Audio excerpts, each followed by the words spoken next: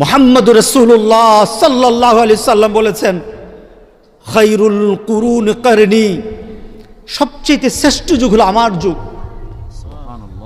সবচেয়ে শ্রেষ্ঠ যুগ হলো আমার যুগ। ওই যুগের মানুষগুলির ঘর ভালো ছিল না, ভাঙা ঘর ছিল, কাপড় ছিল না, খেতে পারতো না, পেটে পাথর বাঁধত। রাসূল পাক সাল্লাল্লাহু আলাইহি সাল্লামের কাছে এক সাহাবী দাঁড়িয়ে বলেন, ইয়া রাসূলুল্লাহ, পেটে খাদ্য নেই, পাথর বেঁধেছি। রাসূল পাক সাল্লাল্লাহু আলাইহি সাল্লাম নিজের পেটটা বের করে দেখালেন, দেখো আমি কয়টা পাথর বেঁধেছি, আমার পেটে খাদ্য নাই। ঘরবাড়ির উন্নতি ছিল না।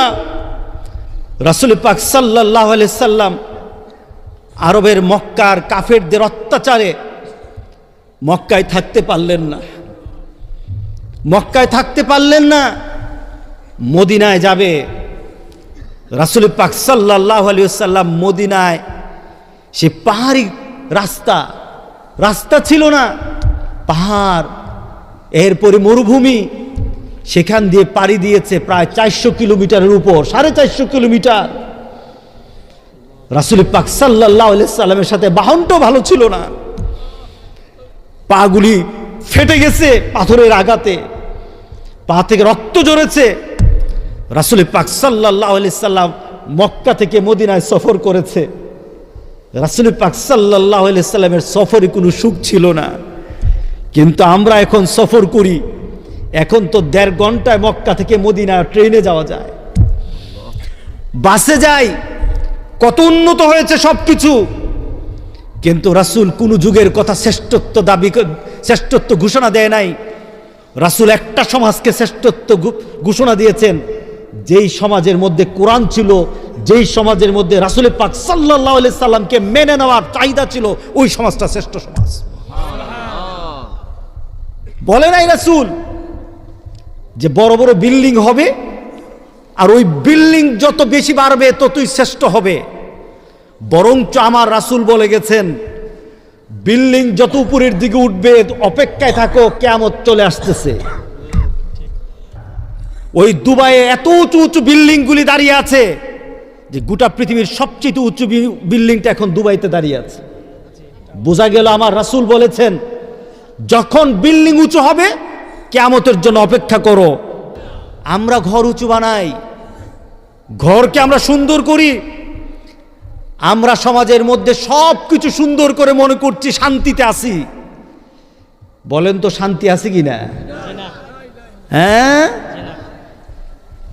সব কিছু সুন্দর। যেখানে রাস্তা ছিল না এখন রাস্তা হয়েছে, যার ঘরে খাদ্য থাকতো না সে এখন পোলাও কুরমা খায়।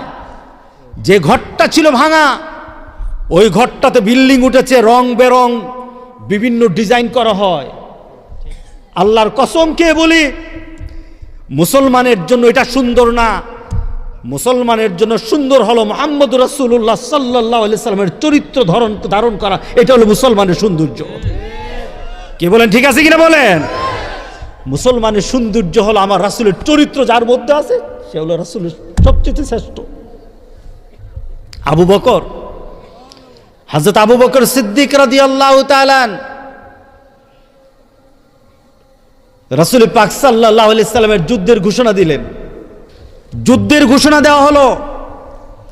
যুদ্ধ ঘোষণার পর রাসূল পাক সাল্লাল্লাহু আলাইহি সাল্লাম বললেন, তোমরা আমাকে কিভাবে সহযোগিতা করবা, কার কাছে কি আছে?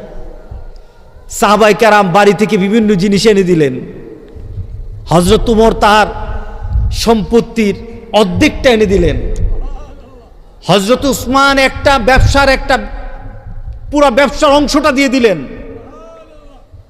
হযরত আবু বকর সিদ্দিককে দেখে না, সবাই যার যার ক্ষমতা অনুযায়ী ইসলামের জন্য রাসূলের ডাকে সাড়া দিয়ে সেখানে দান করা আরম্ভ করল। মহিলাদের শরীরে কোনো স্বর্ণ ছিল না, সব খুলে দিয়ে দিল ইসলামের জন্য, সব বিলীন করে দিল। রাসূল পাক সাল্লাল্লাহু আলাইহি সাল্লাম এদিক ওদিক তাকায়। রাসূল পাক সাল্লাল্লাহু আলাইহি সাল্লাম বলেন, আমার আবু বকর কোথায়? সুবহানাল্লাহ, আমার আবু বকর কোথায়? হযরত আবু বকর সিদ্দিক রাদিয়াল্লাহু তাআলা একটা খাম্বার পাশে দাঁড়ানো, রাসূলের ডাক শুনে উপস্থিত হলেন। আবু বকর, তুমি কি আনছো? হযরত আবু বকর সিদ্দিক রাদিয়াল্লাহু তাআলা হাতের মধ্যে একটা পুটলা বের করলেন, রাসূল পাক সাল্লাল্লাহু আলাইহি ওয়াসাল্লামের কাছে এটা উপস্থাপন করে বললেন, ইয়া রাসূলুল্লাহ, সবাই তো যতটুকু পারে ক্ষমতা থেকে বেশি বেশি করে দান করছে, যার যতটুকু আছে পর্যাপ্ত হারে দান করছে, কিন্তু আমার কাছে তো এমন কিছু নাই, আমি যে আপনার সামনে গিয়ে দাঁড়িয়ে দান করব, আমার দান করার মতো ঘরে আমার কিছু ছিল না। ইয়া রাসূলুল্লাহ, এই যে পুটলাটা আছে, এই পুটলার মধ্যে যা আছে, ঘরে যা ছিল সব কিছু এটার মধ্যে নিয়ে এসেছি, ঘরে আর কিছু নাই, আল্লাহ রাসূল ছাড়া ঘরে আমার আর কিছু নাই। রাসূল পাক সাল্লাল্লাহু আলাইহি সাল্লাম আবু বকরকে ডাক দিয়ে বললেন, আবু বকর, এই স্তূপ করা যত সম্পদ আছে এই সম্পদের মান, আর তুমি যে ছোট্ট একটা পুটলা আমাকে দিলে ওইটার মান যদি পাল্লায় দেওয়া হয়, গোটা পৃথিবীর সব সম্পদ এক জায়গায় দিল, আবু বকর তোমার ভিতর থেকে যে মহব্বতের টানে যেটা দান করলা, ওই দানের সমান গোটা পৃথিবীর সম্পদ হবে না। কি ছিল করে তাদের? কি ছিল করে? রাসূল ছাড়া কিছু না, রাসূলের চরিত্র ছাড়া কিছু ছিল না। আজকে আমরা কত উন্নত, আজকে গোটা পৃথিবী কত উন্নত, বাংলাদেশ উন্নত হয়েছে, গ্রাম উন্নত হয়েছে। আচ্ছা বলেন তো দেখি, যত জেলখানায় যত লোক আছে, এরা কি পেটের কারণে খাদ্য খেতে পারে না এই কারণে জেলে আছে, নাকি চরিত্রের কারণে জেলে? হ্যাঁ, চরিত্রের কারণে জেলে, সম্পদের কারণে নয়। কারণ এমন পৃথিবীর কেউ বলতে পারবে না এখন বর্তমানে না খেয়ে কেউ মারা যাবে, ঠিক না? কিন্তু জেলে লোক আছে কিসের জন্য? চরিত্রের কারণে। চরিত্র নাই বলে আজকে মানুষ জেলে যায়। চরিত্র না থাকার কারণে মানুষ আল্লাহ রাসূলকে ভুলে যায়। কথা ঠিক আছে কিনা বলেন? আজকে আমরা সব কিছু বাড়িয়ে দিলাম, কিন্তু আমি চিন্তা করলাম না এই বরান্তটা যেটা আমি বাড়িয়ে নিলাম এটা আমার আখিরাত না। কথা ঠিক আছে কিনা বলেন? এটা আমার আখিরাত না। আখিরাত কি হবে? রাসূল পাক সাল্লাল্লাহু আলাইহি সাল্লাম বলছেন, একটা মানুষের সম্পদ হবে, দান দক্ষিণা হবে, তার আমল হবে, কিন্তু আরেকটা মানুষের দান দক্ষিণাও থাকবে কম, তার সম্পদ হবে কম, আমল হবে কম, কিন্তু চরিত্র ভালো হবে, তার মর্যাদা আকাশ সমান বেড়ে যাবে। আল্লাহু আকবার, আল্লাহু আকবার বলি। আজকে আমরা কবরে কি নিয়ে যাব?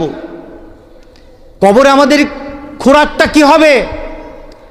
কবরের খোরাকটা সম্পর্কে কি প্রশ্ন করা হবে? আপনার কবরবাসী যতজন গিয়েছে তাদেরকে প্রশ্ন করা হয়েছে, আপনিও যাবেন, প্রশ্ন করা হবে। কথা ঠিক আছে কিনা বলেন? আল্লাহ সুবহানাহু ওয়া তাআলা এটার ব্যাপারে একটা প্রতিযোগিতার কথা একটা আয়াতে আমাদেরকে জানিয়ে দিলেন।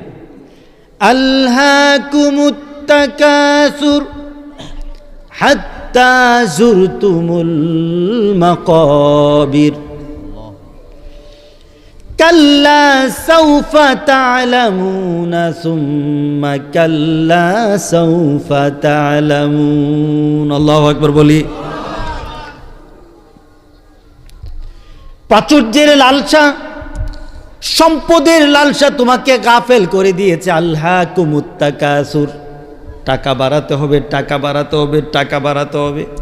তুমি ব্যবসায় বসে থাকো, তুমি তোমার চাকরিতে বসে থাকো, তুমি তোমার কাজে ব্যস্ত হয়ে থাকো, সারাটাক্ষণ কাজ চিন্তা করো, সম্পদ চিন্তা করো, তুমি তোমার দুনিয়ার কথা চিন্তা করো।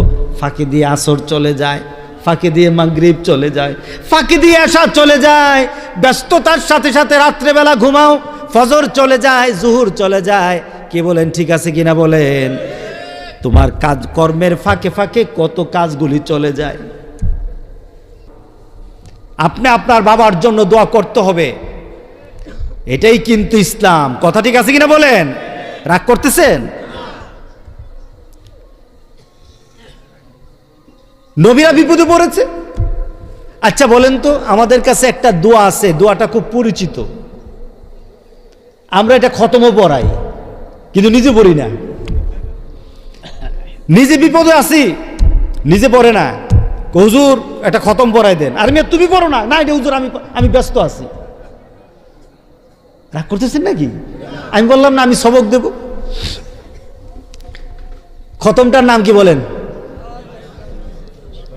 আরে বলেন না, খতমটা কি নাম দিছেন? খতমে ইউনুস।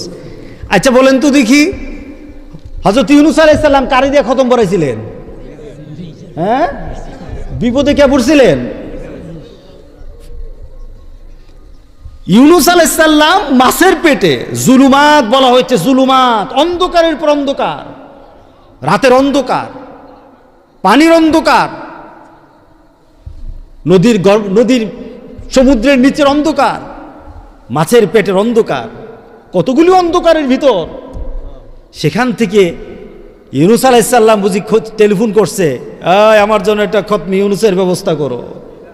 কি করছেন? উনি নিজেই ডাক দিলেন আল্লাহকে, লা ইলাহা ইল্লা আনতা সুবহানাকা ইন্নী কুনতু মিনাজ জালিমিন। আল্লাহু আকবার বলি। নবী যদি নিজের দোয়া নিজে পড়ে হয়, নবী যদি নিজের দোয়া নিজে পড়ে নেয়, আমরা কি নিজে পড়া লাগবে নাকি অন্যকে দিয়ে পড়াবো? নিজের বাবা মারা গেছে, মাহফিল করলেন, মনে করলেন হুজুর আনলাম আড়াই বাড়ির হুজুর, এই হুজুর বিভিন্ন হুজুর, এই বাস চলে যাবে, এটাতে কাজ হবে না, এটাতে কাজ হবে না। বরঞ্চ আপনি এই মাহফিলে বসেন, আপনার মার জন্য আপনি দোয়া করবেন, আপনার বাবার জন্য দোয়া করবেন, মাহফিলে করবেন, 5 ওয়াক্ত নামাজ পড়ে পড়ে আল্লাহর দরবারে দোয়া করবেন।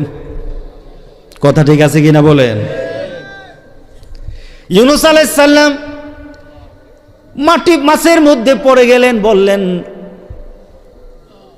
লা ইলাহা ইল্লা আনতা, তুমি ছাড়া আমার কেউই নাই। আল্লাহকে ডাক দিলেন। আল্লাহ সুবহানাহু ওয়া তাআলা ইউনুস আলাইহিস সালামের ডাক তো শুনলেন।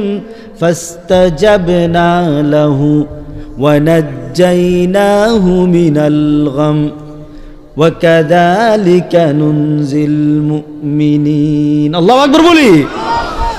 আল্লাহ বলতেছে ফাস্তাজাবনা লাহু ওয়া নাজ্জাইনাহু মিনাল গাম, তুমি আমারে ডাকলা আর আমি তোমার যত পেরেশানি আছে দূর করে দিলাম।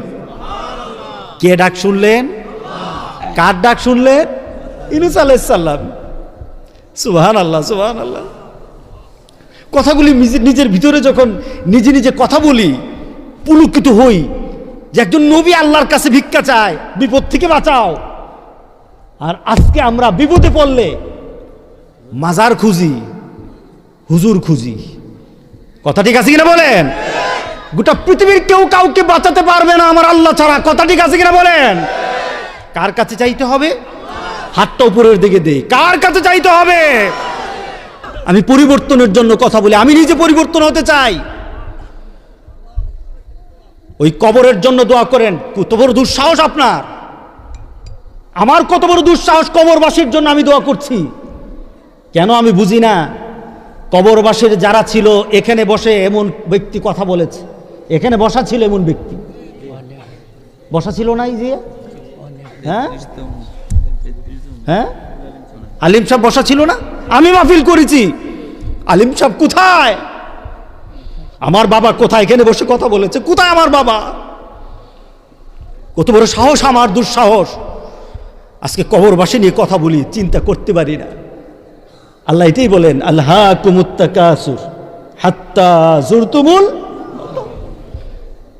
তুমি একটা প্রতিযোগিতার মধ্যে পড়ে গিয়েছো। এটা হলো তোমার সম্পদ বাড়ায়, সম্পদ বাড়ায়, সম্পদ বাড়ায়। ব্রেইনের মধ্যে কোনো সম্পদ বৃদ্ধির বাইরে আর কোনো চিন্তা নাই। কিভাবে আমার বাড়িঘর সুন্দর হবে, কিভাবে আমার ঘর সুন্দর হবে, কিভাবে আমার সংসার বড় হবে, কিভাবে আমার ক্ষমতা বেশিক্ষণ থাকবে। কথা ঠিক আছে কিনা বলেন? আমার তো এর বাইরে চিন্তা হয় না। আমার ব্রেইনের একটা অংশ তো রেখেই দিতে হবে আখিরাতের জন্য। আল্লাহু আকবার বললেন না? হাত্তা জুরতুমুল মাকাবির, তোমার অবস্থা কি হয় যখন কবরের কাছে যাও? যখন কবরে যাওয়া পর্যন্ত তুমি ভুলো না যে কি করতে হবে, বারাতি হবে। বিদেশে যাওয়ার সময় এয়ারপোর্টে ইন্টারভিউ হয়, ইমিগ্রেশন হয়, সেখান থেকে সিল দেওয়া হয়। এখান থেকে আমার ইমিগ্রেশন হবে, আমার ইমিগ্রেশনে প্রশ্ন করা হবে মার রাব্বুকা ওয়া মা দীনুক ওয়া মান হাদার রাজুল বুইসাত ফিকুম, তোমার রবকে, তোমার দিন কি? এই যে উনি কে, নবীকে? দুনিয়াতে যারা এই ইন্টারভিউর জন্যে আমল এবং আখলাক দিয়ে প্রস্তুতি নিয়েছে, ইমান, আমল, আখলাক, কয়টা?